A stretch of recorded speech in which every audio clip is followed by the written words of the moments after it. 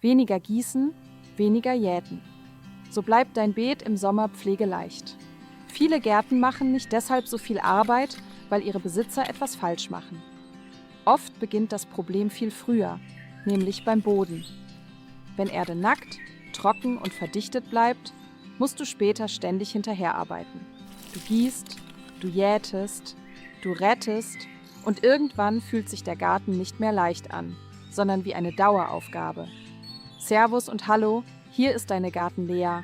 Heute schauen wir uns an, wie du dein Beet jetzt im Sommer so stabilisierst, dass du deutlich weniger gießen und jäten musst. Es geht nicht darum, gar nichts mehr zu tun. Es geht darum, den Boden so zu behandeln, dass er mitarbeitet. Der erste Punkt klingt einfach, wird aber oft unterschätzt. Nackter Boden. Ein frisch gehaktes Beet sieht ordentlich aus, dunkle Erde, keine Pflanzenreste, alles wirkt sauber. Aber genau diese Sauberkeit kann dir Ende Juni richtig Arbeit machen. Denn nackter Boden ist ungeschützt. Sonne und Wind trocknen die obere Schicht schnell aus. Starker Regen kann die Oberfläche verschlemmen oder verhärten. Und überall, wo Licht auf freie Erde fällt, bekommen Unkrautsamen ihre Chance. Dann beginnt der bekannte Kreislauf. Du gießt, weil der Boden trocken ist. Du jätest, weil die freien Stellen grün werden. Danach liegt die Erde wieder offen, trocknet wieder schneller aus und alles startet von vorn. Merke dir diesen Satz, denn er ist der rote Faden für dieses Video. Ein Boden, der offen bleibt, macht dir im Sommer Arbeit. Viele greifen bei einer neuen Fläche sofort zum Spaten. Das ist verständlich, denn Umgraben sieht nach Fortschritt aus. Aber jetzt, mitten in der Saison, ist das meistens nicht die beste Lösung. Im bepflanzten Beeten würdest du Wurzeln stören, Bodenleben durcheinander bringen und bei manchen Unkräutern sogar neue Wurzelstücke verteilen. Bei sehr schweren oder völlig verdichteten Flächen kann ein einmaliger Eingriff sinnvoll sein. Aber als Grundprinzip ist jetzt oft besser. Nicht den Boden umdrehen, sondern ihn von oben beruhigen und aufbauen. Wenn du neue Beetstreifen, Wege oder freie Randbereiche anlegen möchtest, kann einfache, unbeschichtete Pappe helfen. Entferne Klebeband, Plastikreste und Etiketten und lege die Pappe großzügig überlappend auf die Fläche. Danach wird sie gründlich gewässert und mit Mulch, Holzhäcksel oder anderem organischem Material abgedeckt. Zwischen bereits wachsende Jungpflanzen gehört Pappe natürlich nur mit Vorsicht. Aber auf Wegen, freien Flächen und neuen Beetbereichen ist sie ein guter Startknopf gegen Gras und Unkraut. Jetzt kommt der Teil, der später über das Gießen entscheidet. Ein Beet braucht etwas, das Feuchtigkeit festhält. Kleine Äste, Zweige, Laub, grobes Pflanzenmaterial, Häcksel oder halb verrottetes Holz wirken im Boden wie kleine Schwämme. Sie nehmen Wasser auf, halten es eine Zeit lang fest und geben es langsam wieder ab. Wenn du jetzt kein neues Beet mehr komplett aufbaust, kannst du trotzdem nachhelfen. Mit Kompost, Mulch und organischem Material von oben. Wichtig ist die Reihenfolge. Grobes Material gehört eher nach unten oder auf Wege und Randbereiche. In der Pflanzzone brauchen deine Pflanzen gute Erde und reifen Kompost. Junge Wurzeln sollen nicht direkt in grobem Holz sitzen. Sie brauchen Kontakt zu Erde, Feuchtigkeit und Nährstoffen. Genau hier zahlt sich ein guter Aufbau aus. Das Beet ist nicht nur gefüllt, sondern beginnt Wasser und Leben zu speichern. Kompost ist Ende Juni fast Gold wert. Nicht als dicke Schicht, die alles zudeckt, sondern als ruhige Unterstützung. Eine dünne Lage reifer Kompost zwischen den Pflanzen bringt Nährstoffe, Bodenleben und Struktur. Guter Kompost riecht angenehm erdig, ist dunkel und krümelig.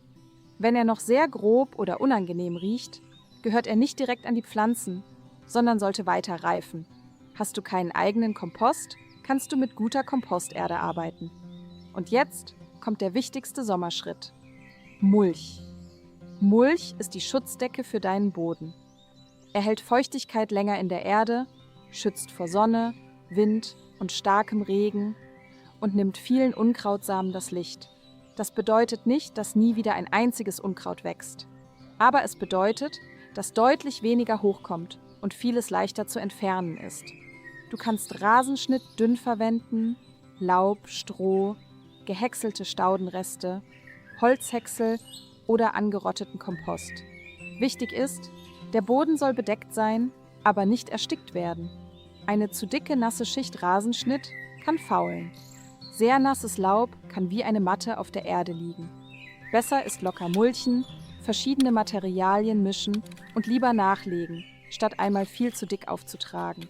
Vor dem Mulchen sollte das Beet gründlich feucht sein.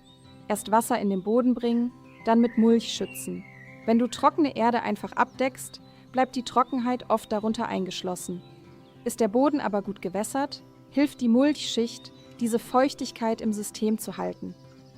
Und genau daran erkennst du später, ob dein Beet funktioniert. Unter der Mulchschicht bleibt die Erde länger dunkel, kühler und lebendiger. Achte nur darauf, den Mulch nicht direkt fest an die Stängel zu schieben. Gerade bei Tomaten, Gurken, Zucchini oder jungen Kohlpflanzen sollte rund um den Stängel etwas Luft bleiben. So bleibt es dort nicht dauerhaft nass und die Pflanzen stehen gesünder. Ein Punkt wird oft vergessen: die Wege zwischen den Beeten. Viele verbessern das Beet, lassen aber die Wege offen, hart und voller Gras. Von dort wächst Unkraut wieder hinein und bei Sonne trocknen auch die Beetkanten schneller aus. Deshalb gehören Wege zur Beetplanung dazu. Auch hier kannst du Pappe auslegen, gut wässern und mit Holzhäcksel, Laubkompost oder anderem grobem Material abdecken. Das sieht ruhiger aus, bremst Unkraut und verwandelt sich mit der Zeit selbst in wertvolles organisches Material. Ein pflegeleichtes Beet entsteht aber nicht nur durch Bodenaufbau, sondern auch durch kluge Pflanzung. Jede freie Stelle ist eine Einladung für Unkraut. Ende Juni entstehen oft genau solche Lücken. Radieschen sind geerntet, Salat ist raus. Manche Jungpflanze hat nicht funktioniert. Lass diese Stellen nicht wochenlang offen. Nutze sie für Buschbohnen, Mangold, Kräuter, Ringelblumen, Tagetes oder spätere Salate an halbschattigeren Stellen. Wenn du dort nichts mehr anbauen möchtest, kannst du die Fläche mulchen oder mit einer passenden Gründüngung bedecken. Auch robuste Pflanzen sparen Arbeit. Wenn eine Pflanze ständig am falschen Standort steht, musst du sie dauernd retten. Sonnige, trockene Bereiche brauchen andere Pflanzen als halbschattige, feuchtere Ecken. Schau also genau hin. Wo bleibt der Boden lange feucht?